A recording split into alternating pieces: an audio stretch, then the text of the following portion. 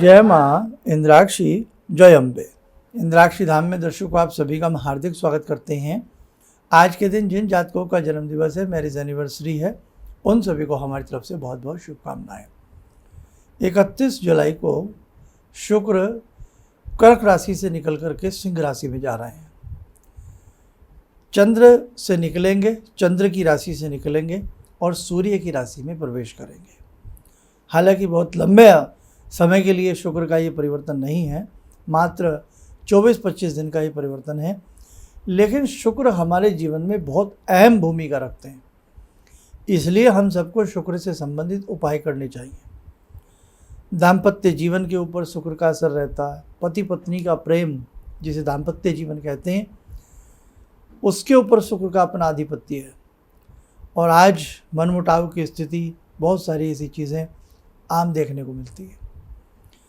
परिवार का सुख, आपके जीवन का आंतरिक संतोष और बहुत सारी चीज़ों के ऊपर शुक्र का अधिकार है। फिल्म इंडस्ट्री हो, जीवन का कोई भी मनोरंजन हो, आपका आमोद प्रमोद हो, आपकी हंसी ठिठोली हो, आपके चेहरे की मुस्कान हो, आपके वस्त्रों की पहचान हो, सब शुक्र का अधिकार है। इसलिए शुक्र आज के समय में अच्छे होने चाहिए। तो अब सिंह राशि में जा रहे हैं। हालांकि सूर्य और शुक्र का तालमेल इतना अच्छा नहीं होता है, लेकिन फिर भी हम अपने जीवन को और सुंदर बना सकते हैं शुक्र के कुछ खास उपाय करके। तो आइए पहले आज का हम पंचांग देखें, फिर आगे की चर्चा करते हैं। 26 जुलाई सन 2024, दिन शुक्रवार, संवत 2081, श्रावण मास, कृष्ण पक्ष, तिथि षष्ठी, नक्षत्र उत्तरा भाद्रपद, राहु काल 10:30 से 12, दिशा सूल पश्चिम दिशा। शुक्र की स्थिति अगर किसी भी जातक के जीवन में कमज़ोर पड़ेगी, आप माने न माने, उस व्यक्ति के चेहरे पर भी वो बात नहीं रहेगी, क्योंकि शुक्र सुंदरता को भी जन्म देते हैं। एक ऐसा जीवन, थोड़ा आधुनिक जीवन, उसको भी शुक्र जन्म देते हैं। इसलिए आपको जो इस अंक में हम कुछ उपाय बताएं, वो आप जरूर कीजिएगा। आपका बहुत अच्छे से उन उपायों से लाभ होगा। तो आइए सबसे पहले 31 जुलाई को जब शुक्र कर्क से निकल कर के सिंह राशि में पदार्पण करेंगे, उस वक्त क्या कुंडली बनेगी आप वो देखें। 31 जुलाई 2:33 की ये दिन की कुंडली है, जिस समय शुक्र परिवर्तन करेंगे। मेष लगन की कुंडली बनाई गई है। द्वितीय भाव में बृहस्पति, मंगल और चंद्र की युति बनेगी।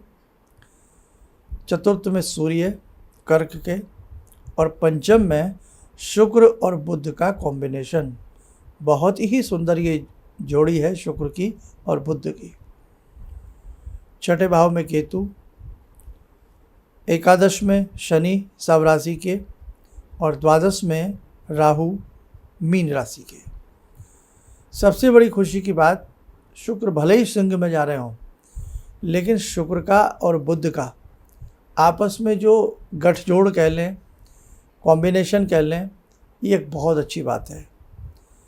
यहाँ जो विद्यार्थी संगीत से जुड़े हैं, जो लोग किसी कपड़े से, इस प्रकार के किसी व्यापार से जुड़े हैं, ब्यूटी पार्लर हो गया, बुटीक हुआ, बड़े बड़े कपड़ों के उद्योग हुए, संगीत की लाइन हुई, इंस्ट्रूमेंटल जिनकी शॉप्स हैं वो हुए, और इस प्रकार के जितने भी योग हैं, उन सब के लिए शुक्र का बुध में रहना बहुत अच्छा है। आप माने ना माने, संगीत की दुनिया के ऊपर भी इसका असर पड़ेगा। जो बहुत लोग काल्पनिक हैं, जो पुस्तकें लिखते हैं, कल्पना जगत में ज़्यादा रहते हैं। पुस्तकें लिखने से मतलब उनके लिए नहीं है, यानी कि कोई भी आप कहानी लिख रहे हैं, स्टोरी लिख रहे हैं, तो आपको एक कल्पना करनी पड़ेगी, उसके बाद ही वो कहानी अपना रूप लेती है। उन लोगों के लिए ख़ास तौर से, तो वो लोग के लिए भी ये समय अति उत्तम रहने वाला है। इस समय में कोई आप नया इवेंट्स शुरू कर सकते हैं। और जो यूट्यूबर्स हैं, यूट्यूब अपना नया चैनल बनाना चाहते हैं और बहुत से काम ऐसे करना चाहते हैं यूट्यूब पर जुड़ करके अपनी कला का प्रदर्शन, या जो भी आपके पास जिस सब्जेक्ट से भी आप लेकर के अपने चैनल को आगे बढ़ रहे हैं, उनके लिए भी ये 24-25 दिन का पड़ाव बहुत अच्छा रहना चाहिए। इसलिए मौका है, आप कुछ नया कर सकते हैं। ठीक है। दूसरी बात, इसी के साथ साथ हम यहाँ मीडिया की बात करें, न्यूज़ चैनल्स की बात करें, उन सब के लिए भी ये समय एक प्रतिभा को आगे लाने का है। सबके लिए समय मेरे हिसाब से अच्छा रहना चाहिए। लेकिन हाँ, जो ग्रहों की चाल अपनी जगह चल रही है, अगर हम समस्त ग्रहों की चाल देखें और पूरे इस समय वातावरण की स्थिति को आंकें, तो वो थोड़ा भयावह है, वो अच्छा नहीं है। लेकिन बीच बीच में इस प्रकार के ग्रहों का बदलना, इस प्रकार के ग्रहों का संयोजन बनना, शुक्र बुध का संयोजन होना, युति होना, ये कहीं ना कहीं जीवंतता प्रदान करता है, कहीं ना कहीं अच्छा होता है। बुध का अधिकार आपकी वाणी पर है। जिनको वाणी दोष होता है उसके बुध कमज़ोर होते हैं, और कहीं ना कहीं आपकी वाणी की जो सौंदर्यता है उसके ऊपर भी बुध का अधिकार होता है। तो बुध शुक्र के साथ आ गए, शुक्र बुध के साथ आ गए। चलिए, अब इतना तो आप समझ गए कि ये कोई बुरा योग नहीं है, ये आपके लिए अच्छा है ना। बुध का रतन होता है पन्ना और शुक्र का रतन होता है हीरा, है ना। कभी फिल्म इंडस्ट्री में भी एक सॉन्ग लिखा गया, हीरा की तमन्ना है कि पन्ना मुझे मिल जाए, है ना। तो पन्ना और हीरा, शुक्र और बुध, आप इस समय अपनी साधनाओं को बहुत अच्छे से कर सकते हैं। ख़ास तौर से भगवती जगदम्बा की साधना इस समय बहुत ही सुंदर समय है। और इस समय श्रावण का समय है, भगवान शिव को प्रसन्न करने का समय है, शक्ति की उपासना का समय है, शिव और शक्ति की उपासना का ये लाजवाब समय है। तो बहुत ही इस समय आप मानो ना मानो एक अद्भुत योग बन रहा है। चलिए, अब हमें क्या करना चाहिए जिससे हम अपने जीवन को और सुंदर बना सकें, इन कुछ ही दिनों में हम अपने आप को लाभान्वित कर सकें। हमें क्या करना चाहिए? शुक्रवार की सुबह उठें, स्नान आदि से निवृत्त होकर के, शुक्र के अनेकों मंत्र हैं, पौराणिक मंत्र भी हैं, वैदिक मंत्र भी हैं, तंत्रोक्त मंत्र भी हैं, अनेकों प्रकार के शुक्र मंत्र हैं। तो आप बहुत ज़्यादा इसमें कंफ्यूज ना होते हुए केवल शुक्र का जो साधारण मंत्र है उसे आप जप लें। जैसे ओम द्राम द्रीम द्रोम से शुक्राय नमः, ओम द्राम द्रीम द्रोम सह शुक्राय नमः, शुक्र का मंत्र ये अपनी कॉपी में नोट कर लें। पंचामृत बना लें या पंचामृत के अलग अलग द्रव्य अपने साथ शिव मंदिर ले जाएं। शिव मंदिर जाकर के प्रणाम करें। प्रणाम के उपरांत वहाँ धूप दीप अर्पण करके एक एक द्रव्य भगवान के ऊपर चढ़ाते जाएं, या धूप दीप बाद में भी अर्पण कर सकते हैं, जैसे आपको वहाँ सुविधा लगे। सावन का समय है, हर मंदिर में थोड़ा सा भक्तों का तांता लगा रहता है। तो आपने जैसे पंचामृत की समस्त सामग्री आपको मालूम ही है कि दूध चढ़ाया, दही चढ़ाया, सारा सामान चढ़ा करके धीरे धीरे शुद्ध जल का लोटा अर्पण करके फिर भगवान के ऊपर बेलपत्र चढ़ा दें। और इस सारे प्रकरण में आप शुक्र का बीजात्मक मंत्र जप रहे हों। नमः शिवाय, नमः शिवाय, ओम द्राम द्रीम द्रोम से शुक्राय नमः, नमः शिवाय, ओम द्राम द्रीम द्रोम से शुक्राय नमः। और एक अद्भुत बात बता दें, जो शुक्र के स्वामी शुक्राचार्य हुए हैं, शुक्राचार्य के जो गुरु हैं वो भगवान शिव ही है। देखो, सोने पे सुहागा हो गया ना। आप पिंडी के ऊपर पंचद्रव्य चढ़ावें, उसके बाद शुद्ध जल चढ़ा करके तर्पण काढ़ें, बेलपत्र चढ़ावें, धूप दीप दे करके शंभुनाथ को 2 शुक्रवार ऐसा करिए, आनंद की प्राप्ति होगी। और यदि आपके पास सुंदर वाला स्फटिक है, बहुत सुंदर वाला स्फटिक, जैसे अब शुक्र का रतन क्या होता है? डायमंड होता है, हीरा होता है। हीरे की जैसी कटिंग होती है ना, चारों तरफ से वो चमकता है, उसमें खाने खाने दिखते हैं। तो ऐसे ही जो हीरे जैसी डायमंड कटिंग जिसको कहते हैं, ऐसी कटिंग की स्फटिक की माला आपके पास हो, उसे गले में धारण करके रखें। 27 स्फटिक के माणे थोड़े मोटे वाले मन के दाहिने हाथ में हर शुक्रवार या इन 24 दिनों में धारण करके रखें। और चलते फिरते उठते बैठते ओम शुक्राय नमः, ओम शुक्राय नमः इतना भी जपेंगे ना, आपको लाभ मिलेगा। शुक्र एक बहुत अच्छे ग्रह हैं, ख़ास तौर से जिन्हें अच्छा कपड़ा प्राप्त नहीं होता, जिनके अक्सर नए कपड़े फट जाते हैं, कपड़ों में छेद हो जाते हैं, कपड़े तय बना करके रखते हैं, गले हुए मिलते हैं, ऐसा बहुत लोगों के साथ होता है। शुक्र की उपासना करके देखो, आपकी ये समस्या दूर हो जाएगी। जो लोग नया कपड़ा लाते हैं, कुछ दिन पहनते हैं, तुरंत किसी चीज़ में लग कर के फट जाता है, कुछ भी हो जाता है, उन्हें भी शुक्रवार के दिन इसी प्रकार से शिव की पूजा करके बीजात्मक मंत्र को पढ़ करके शुक्र की उपासना करनी चाहिए। और भगवान शिव की उपासना तो साथ में हो ही रही है, तो आपको अच्छा लाभ मिलेगा। जहाँ ये चिंता रहती हो कि हमारे पास वस्त्रों की कमी है, हमारे पास गोल्ड की कमी है, सोने चांदी जेवरात की कमी है, क्योंकि सोने चांदी के ऊपर भी शुक्र का ही अधिकार है। जिनके सोने चांदी के शोरूम हैं, ये समय उछाल में जाएगा उनके लिए, कहीं ना कहीं कुछ दे करके जाएगा, नुकसान नहीं होगा। तो ऐसे लोगों के लिए भी ये शुक्र की उपासना भगवान शिव के साथ मिलकर के करनी चाहिए, आपको बहुत अच्छी लाभ मिलेगा। और शुक्र चालीसा है, हर शुक्रवार शुक्र चालीसा पढ़िए।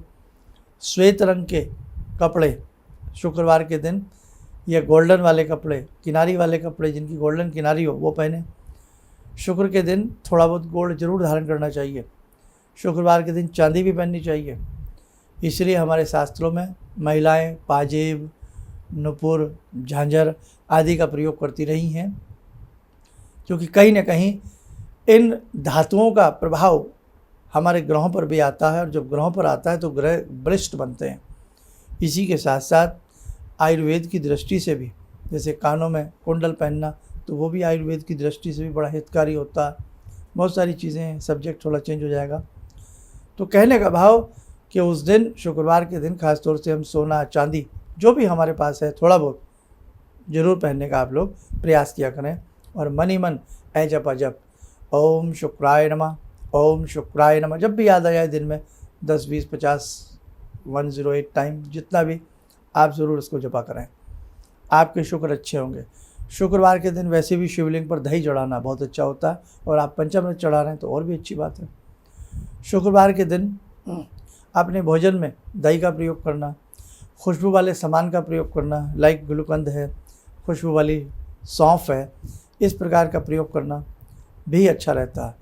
और आप हमारी बात सुनकर के हंसेंगे, शुक्रवार के दिन अचार का दान करना, ये नई चीज़ बता रहे हैं हम आपको।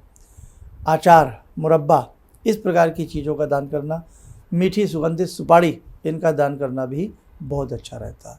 आप यार दोस्तों में ही कहीं ना कहीं अपना, जैसे गुलकंद है और बहुत सारी ऐसी चीज़ें हैं, क्योंकि जिनमें खुशबू है, मोटी भाषा ऐसे समझें, जिनमें खुशबू है, सुगंध है, सुगंध एक अच्छी सुगंध, खुशबू, जहाँ सुगंध अच्छी होगी वहाँ शुक्र अच्छे होंगे।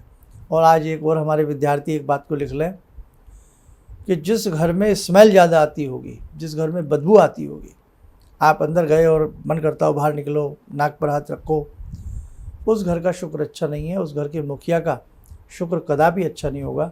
आप कुंडली देख लेना, कुंडली ना हो तो हाथ की रेखाएं उस व्यक्ति की किसी को दिखा लेना। तो आज हमने जो भी आपको ये उपाय दिए हैं, बताए हैं, आप इनमें से जितना भी आप कर सकते हैं आप करके देखें, आपके शुक्र में बलिष्ठता आएगी। हो सकता है जन्म के आपके शुक्र बहुत कमज़ोर हों, क्योंकि कन्या राशि के शुक्र कमज़ोर हो जाते हैं, बहुत वीक पड़ जाते हैं, और मीन राशि के शुक्र जो हैं उत्तम हो जाते हैं। तो आपके कैसे शुक्र हैं, आपकी कुंडली कैसी है, देखो वो तो हम नहीं कह सकते सबकी कुंडली के बारे में। और एक चीज़ और, एक दुविधा, आपके पास जन्म पत्रियाँ ना हो, कुंडली ना हो, समय का सही से पता ना हो, तो अपना किसी को हाथ दिखा करके आगे बढ़ा जा सकता है और बहुत अच्छा आपको लाभ मिलेगा। आइए समय हो चला आज की ध्यान साधना का। आज की ध्यान साधना में जोड़ते हैं हम भगवान श्री राम से। ओम रामो राजमणि सदा विजयते, रामं रमे संभजे, रामेण विहता निशाचर चमू, रामाय तस्मै नमः। रामानास्ति परायणं परतरं, रामस्य दासोऽम्यहं रामे चित्तलया सदा भवतु मे भो राम मामुद्धर। राम रामेति रामेति रमे रामे मनोरमे सहस्रनाम तत्तुल्यं राम नाम वरानने। आदो राम तपोवनं दिगमनं हत्वा मृगं काञ्चनं वैदेहीहरणं जटायुमरणं सुग्रीवसंवासनं बाले निग्रहणं समुद्रतरणं लङ्कापुरे दाहनं पश्चात् रावणकुम्भकर्णहननम् एतद्धि रामायणम्।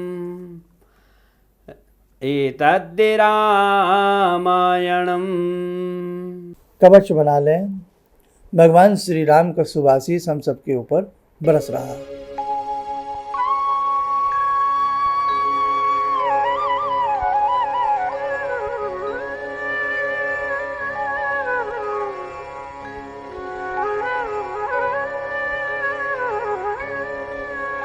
ओम बोलते हुए नेत्र खोलें, सामान्य हो जाएं। देखो साधकों, समय समय पर और भी ग्रह बदलते हैं। आप हमारे ग्रह बदलने वाले कार्यक्रम जरूर देखा करें। हम राशि चक्र आपको बताया करते थे, राशि के उपाय बताया करते थे। तो कई बार समय नहीं मिल पाता है, किसी महीने बताते हैं, किसी महीने छूट जाता है। तो जो राशि के लिए हमारा कार्यक्रम देखते हैं ना, तो वो नर्वस ना हो। वो केवल बदलते ग्रहों का भी यदि उपाय करते रहेंगे ना हर महीने, तो बहुत सुंदर उन्हें लाभ मिलेगा। फिर उन्हें राशि के उपाय करने की भी इतनी आवश्यकता नहीं पड़ेगी, क्योंकि हर महीने कभी शुक्र, कभी बुध, कभी मंगल और सूर्य तो हर महीने बदलते ही हैं। तो इसलिए 4-5-6 ग्रहों का तो वैसे ही उपाय हो जाता है। तो फिर आपको इतना कोई ख़ास डरने की आवश्यकता नहीं है कि आपको राशि के उपाय भी करने पड़े। चलिए, आप सब लोग स्वस्थ रहें, सुखी रहें। इन्हीं शुभकामनाओं के साथ हम अपनी वाणी को विराम देते हैं। जय जय अम्बे।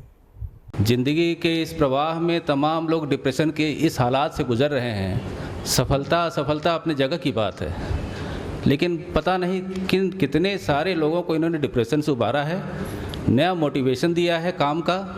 इनका जो एक अनुभव था कि एक मेरी बातें इनसे लगातार कभी कभार हो जाया करती हैं। एक दिन मेरी बात हो रही थी, अचानक इन्होंने प्रश्न किया कि क्या आपके यहाँ कौवे आ रहे हैं। मैं बहुत तेज चौंका। करीब 4-5 दिनों से कौओं का झुंड मेरे घर पे मंडरा था। तो मैं यही सोचने परेशान था, ये शुभ है अशुभ है, क्या चीज़ है। तो मैंने प्रश्न किया कि क्या मैंने आपको बताया कि मेरे घर में कौवे आ रहे हैं। कहने नहीं, मुझको दिखाई पड़ रहा है। तो कुछ तो अलौकिक है इनमें। दूसरा क्या, जो इनका उद्देश्य है, जब महाकुंभ में आए थे, मेरी इनसे वार्ता हुई, तो मैंने इनका उद्देश्य जानना चाहा कि किस उद्देश्य के लिए आप काम कर रहे हैं। तो जो उद्देश्य उन्होंने मुझको बताया, मैं मन से इनके उद्देश्य के साथ जुड़ गया। इनके साथ तो जुड़ा था ही, अब इनके उद्देश्य के साथ भी हूँ मैं। किसी भी समस्या के समाधान के लिए मिले प्रसिद्ध हस्तरेखा एवं वास्तु विशेषज्ञ प्रोफेसर धर्मेंद्र शर्मा जी से। नोट: शिविर में भाग लेने हेतु एवं व्यक्तिगत रूप से मिलने के लिए कॉल करने का समय सुबह 10 बजे से शाम 6 बजे तक। हमारे विभिन्न ज्ञानवर्धक कार्यक्रम देखने के लिए आप हमें अभी सब्सक्राइब करें, बेल आइकन को प्रेस करें ताकि आप देख सकें हमारा कार्यक्रम सबसे पहले। और अधिक जानकारी के लिए फेसबुक पेज को लाइक करना न भूलें।